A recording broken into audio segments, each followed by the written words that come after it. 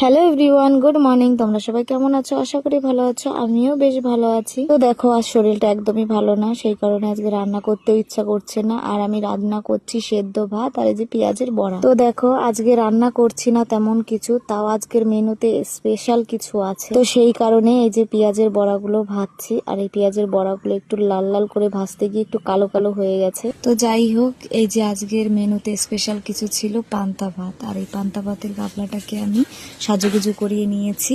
আর এতে ছিল কাঁচা লঙ্কা, নুন, সর্ষের তেল, পেঁয়াজের বড়া, কাঁচা পেঁয়াজ আর একটা মাছ ভাজা।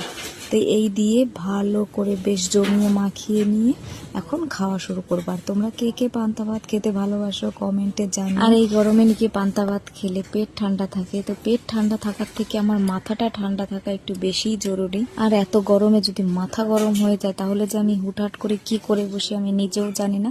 ওই কারণে পান্তা ভাতটা খেয়ে যদি একটু মাথাটা ঠান্ডা হয় তাহলে বেশ ভালো হবে। তো বাই, ভিডিওটা কেমন লাগলো? ভালো লাগলে লাইক কমেন্ট করে দিও। টাটা।